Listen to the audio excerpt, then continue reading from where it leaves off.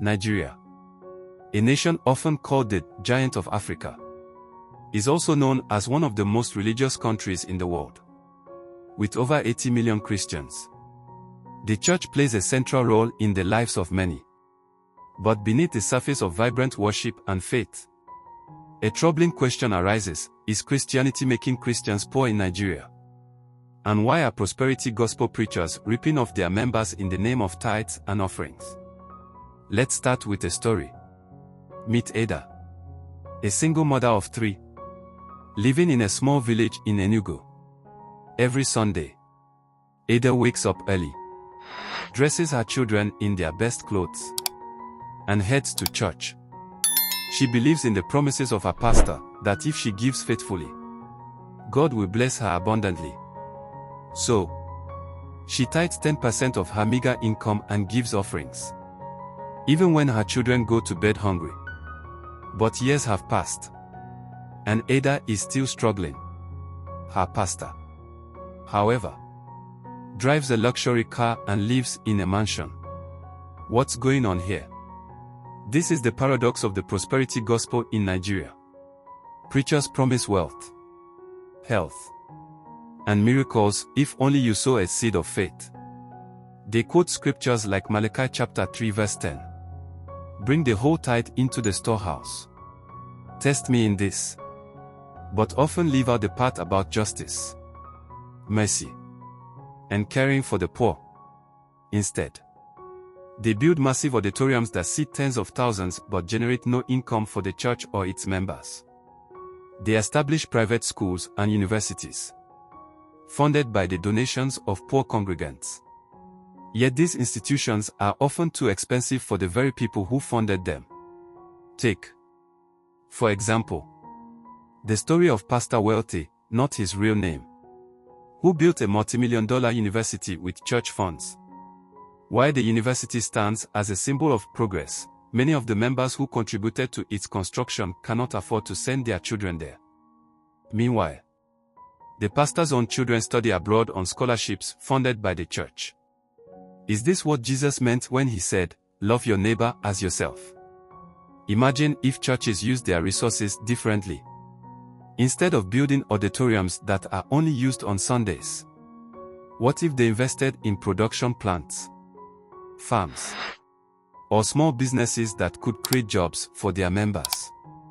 What if the tithes and offerings were used to empower the poor, rather than enrich a few?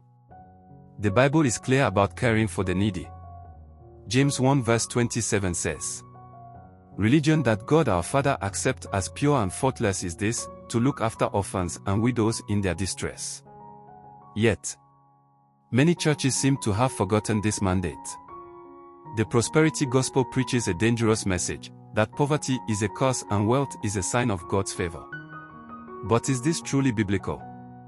Jesus himself was born in a manger, lived a simple life, and had nowhere to lay his head.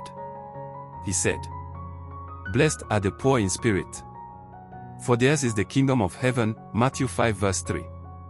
Yet, many preachers today equate wealth with righteousness, leaving the poor to feel abandoned by God.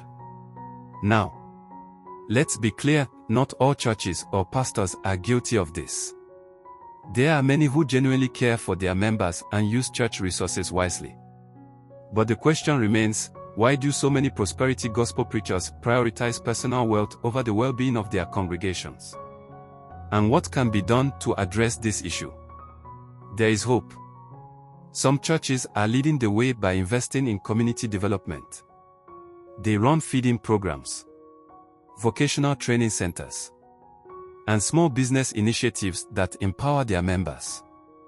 These churches understand that true prosperity is not about personal wealth but about lifting others up.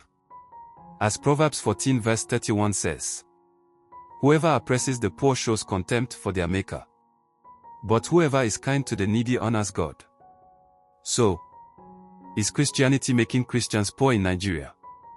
The answer is complex. While faith can be a source of strength and hope, the misuse of tithes and offerings by some prosperity gospel preachers is a serious issue that needs addressing. As believers, We must hold our leaders accountable and demand transparency in how church resources are used. Let's return to the true essence of Christianity: love, compassion, and justice for all. Let's not forget the words of Jesus. True faith is not about building empires but about serving others. If you found this video thought-provoking, please like, share, and subscribe for more content that challenges and inspires. And don't forget to share your thoughts in the comments below. Are prosperity gospel preachers helping or hurting the church? Let's talk about it. Until next time, stay blessed and stay informed.